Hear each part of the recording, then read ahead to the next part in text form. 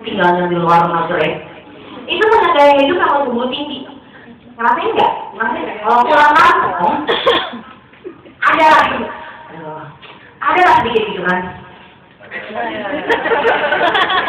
Ada sedikit masih ada, ya kan? Boleh, gitu kan ya. Terus kalau mudik, bagus lagi nggak ada kan?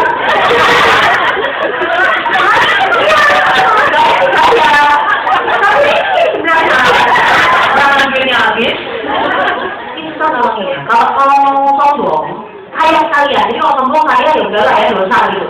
Tapi kalau miskin sombong nih maunya di mana gitu ya? Miskin sombong dulu gitu kan ya.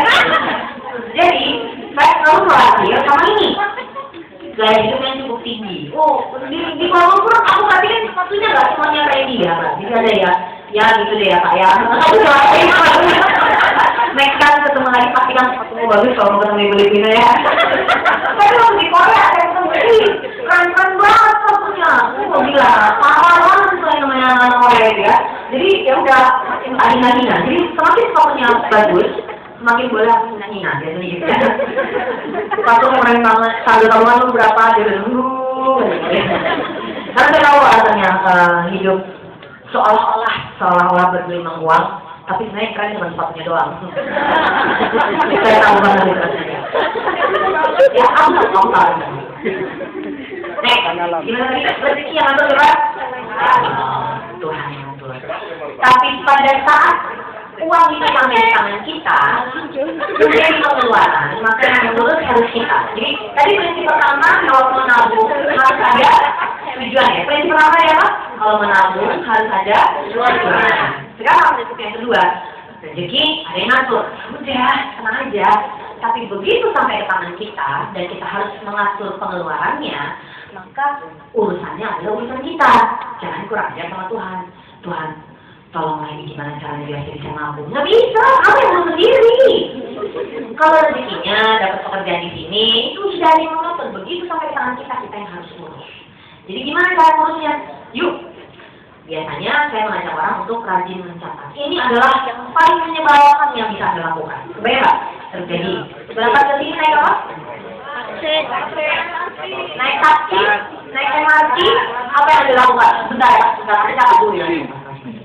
Terus minum teh tarik, bentar ya Pak, bentar catat lagi. Pergi lagi beli baju apa? Bentar ya Pak, teman-temannya udah tinggal nyolong lagi. Kita mau pergi mana? Kita mau pergi jalan-jalan. Sama si Wina. Masih diajak semua dicatat mas. Masih diajak masih Wina. Gak sih banget apa-apa dicatat. Terus nanti 3.000. Kamu harus berapa? Atau lagi kulitnya lagi makan apa gitu ya? Makan bakso gitu ya. Dia datang pakai sendok. Lagi dong. Ada. Dia pakai kuah, penuh kuahnya dia. Dia nggak bayar. Aku punya teman waktu SMP kayak gitu, Pak.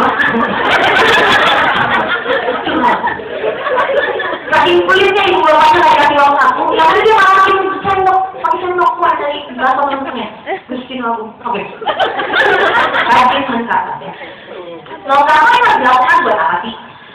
Sekali-kali aja, jadi nggak perlu ada misalnya udah 5 tahun di Kuala Lumpur dari 2011, jadi punya 5 buku dari 2011 tentang pengeluaran Anda selama 5 tahun di Kuala Lumpur. Iya, perlu juga kayak gitu kali, gitu ya, bayar habis dan gak punya teman gitu kan, karena nyebelin.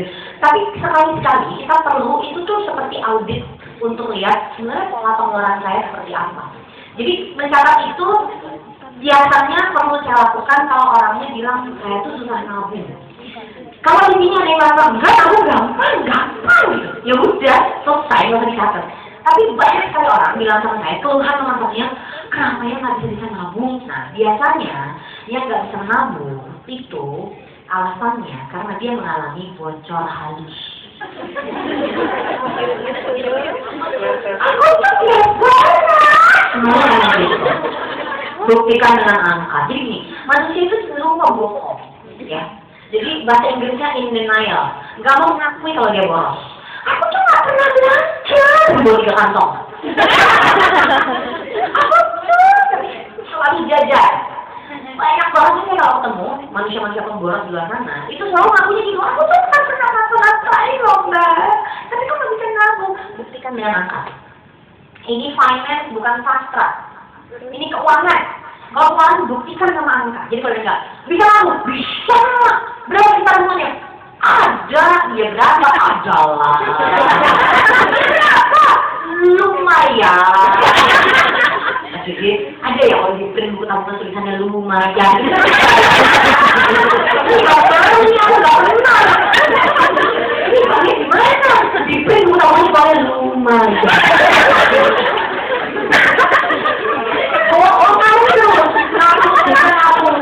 Lumayan. Ini bukan sastra. Ini namanya keuangan. Keuangan itu butuh bukti. Berapa kamu? 125.000 dolar. Rupiah. Jadi jujur kita orang. Punya teman punya berapa 125.000 rupiah. Itu sampai gajian. Itu nggak punya apa-apa gitu ya. Jadi itu udah kayak itu kali ya. Wajah kalau gitu. Mampu ya. Tapi benar. Ya benar kalau nyari orang nggak boleh dong. Dikasih semuanya. Banyak duit. Tenang. Jangan main gaji. Kamu punya sepatu atau enggak?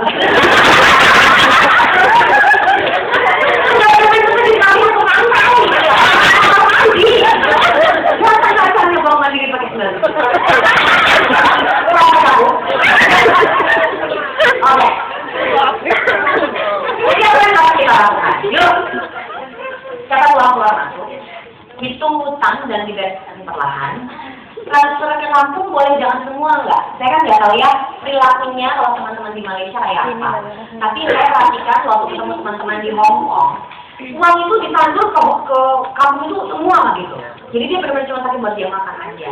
Padahal menurut saya, kalaupun ada yang ditransfer ke kampung, harus ada yang kita simpan sendiri. Jadi menabung dan investasi itu dilakukan oleh kita, bukan oleh orang yang ada di kampung. Kenapa? Jelas terkata transparan, uang yang punya siapa yang pegang harusnya kita, gitu loh maksudku. Jadi bukan yang nggak boleh ngasih sama keluarga, tapi Anda harus belajar untuk membela diri sendiri. Saya nggak mau Anda itu jadi sapi perah. Maaf ya, bukan nggak sayang sama keluarga, tapi Anda adalah tulang punggung keluarga, maka Anda harus kuat untuk diri sendiri dulu. Kalau nolong keluarga, kalau semua uang yang dikasih ke sana, giliran ada apa-apa, Anda nggak berdaya, keluarga nggak berdaya. Tapi kalau sebagian pikirin ada yang kita simpan, maka kalau ada apa-apa, ada emergency, Anda masih kuat. Jadi bisa nolong orang lebih banyak lagi untuk waktu yang lebih panjang. Jadi kekuatan keuangan kita ternyata lebih penting daripada kekuatan keuangan keluarga. Kenapa? Kalau Anda yang kuat, Anda bisa nolong orang lebih banyak, lebih lama. Jadi bukan saya meminta Anda tidak menolong keluarga, tapi jangan sampai Anda jadi ATM berjalan. Ya. Selama Anda membiarkan itu terjadi, maka ketika orang mau memanfaatkan, dia akan seenaknya. Saya paham kondisinya kalau di kampung itu kita hidupnya bersama-sama, komunal, harus saling tolong. Di keluarga saya bukan orang kota, ibu saya orang Bandung, ayah saya yang asalnya dari Tegal. Ada apa-apa ini? Apa kita mau bapak? Masalahnya saya itu anak Tegal yang udah tinggal di Bandung 4 generasi. Jadi nama kakekku Purwo Susatyo Haji Sumo. Dipanggilnya Kaki. Personalisasi sempurna. Ada yang saya coba? Jauh-jauh dari mereka, karena mereka akan meninggalkan Anda sampai ada sadari. Ya, pelan-pelan, apa yang sendiri Anda ngerti dia ngebodol apa. Karena kami punya slogan, mari sundahkan dunia. Clear. Keluarga ibu saya ya, Clear. udah berketurunan dari Sumedang. Jadi residen di Sumedang, Demang yang Sumedang, namanya Demang Harjakusuma. Turun-temurun sampai ke ibu saya. Keluarga ibu saya yang belum bercampur dengan orang bukan Sunda sampai angkatan ibu saya. Bayangin, belum masih murni. Begitu sampai ke generasi ibu saya, sepertinya, oke, kalian sudah sempurna, sudah penuh dunia. Gitu. Bercampur sampai yang nikah dengan segala macam orang kan. Jadi bapak saya harap tegar, nikah sama ibu saya nggak bisa bahasa Jawa, langsung bisa bahasa Sunda semua anaknya. Adiknya nikah sama orang Padang, langsung dipanggilnya juga Aki, gitu ya. Cepet banget langsung menyebarkan sih orang berubah jadi orang Sunda. Ada yang dari Medan, dari Batak.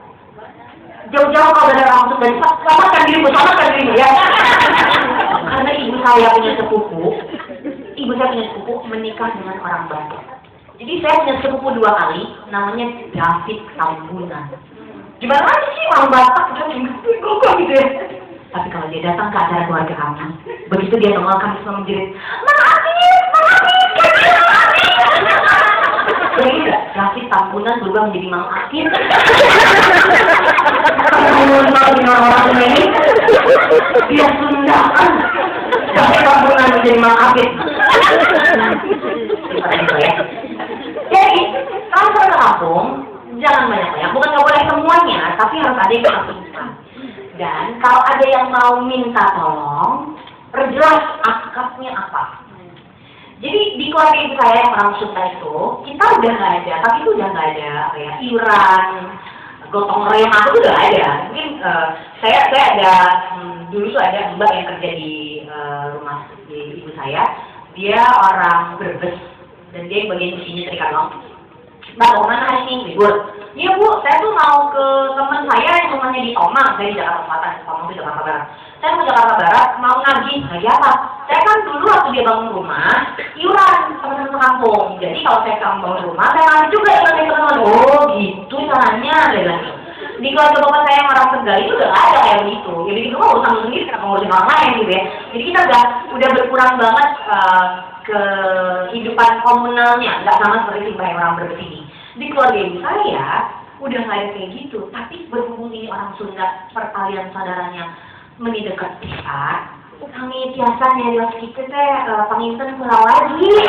Gimana akhirnya bisa mereka habis kita? Saya orang Timur gitu dong, bingung. Nah itu dia, ini kenapa dia mau pisah mereka? Apa cerita? Saya mau pisah. Beda kota kali, udah. Buat dia itu semua saudara. Dan saudara itu harus ditolong. Jadi yang datang ke rumah tuh macam banget. Itu siapa? Jadi dia punya nenek. Jauh banget ya. Sepupuan sama ibu saya gitu.